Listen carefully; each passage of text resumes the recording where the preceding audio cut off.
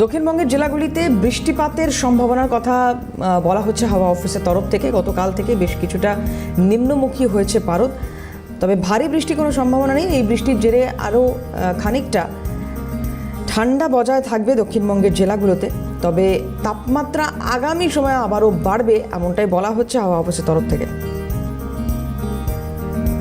শুভজিৎ আমাদের প্রতিনিধি রয়েছেন, সরাসরি কথা বলবো। শুভজিৎ, একটু জানার চেষ্টা করবো হাওয়া অফিস কি বলছে ঠিক।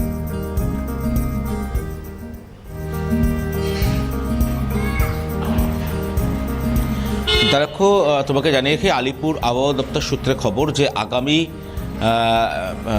আগামী সময়ে তাপমাত্রা একদিকে যেরকম তুমি যেমনটা বলছিলে যে বৃদ্ধি পেতে পারে, একই সঙ্গে কিন্তু দক্ষিণবঙ্গের জেলাগুলিতে বৃষ্টিপাতের সম্ভাবনা তৈরি হয়েছে। ইতিমধ্যে একটি গাঙ্গেয় উপকূলবর্তী যে জেলাগুলি রয়েছে, অর্থাৎ 3 জেলা রয়েছে, উত্তর 24 পরগনা, দক্ষিণ 24 পরগনা, বর্ধমান, এই 3 জেলায় কিন্তু বৃষ্টিপাতের সম্ভাবনা তৈরি হয়েছে। ইতিমধ্যে একদিকে যেরকম বৃষ্টিপাতের সম্ভাবনা তৈরি হচ্ছে, একই সঙ্গে কিন্তু শহর কলকাতা ছাড়াও দক্ষিণবঙ্গের জেলাগুলিতে 2 থেকে 3 ডিগ্রি তাপমাত্রা বাড়তে পারে বলেই কিন্তু এই মুহূর্তে আলিপুর আবহাওয়া দপ্তর সূত্রে খবর।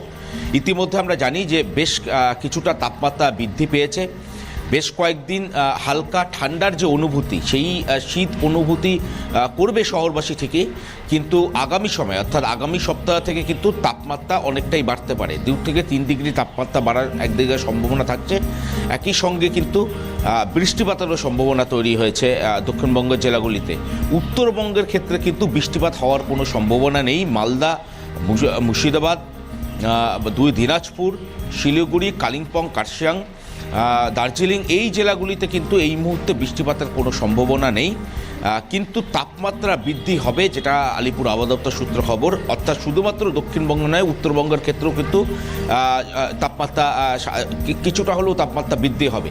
আর যেটা আলিপুর আবহাওয়া দপ্তর জানাচ্ছে যে আরও বেশ কয়েকটা দিন এই শীতের যে আমেজ, সেই শীতের আমেজটা থাকলেও তাপমাত্রা কিন্তু খুব একটা হেরফের হবে বলে কিন্তু আলিপুর আবহাওয়া দপ্তর সূত্রে জানানো হচ্ছে যে খুব একটা এই বৃষ্টিপাতের কথা কবে বলা হচ্ছে বৃদ্ধি হতে পারে বলেই। দেবরতী, তোমার প্রশ্ন রয়েছে, ডাকবো বৃষ্টিপাত কবে নাগাদ হতে পারে কি বলা হচ্ছে?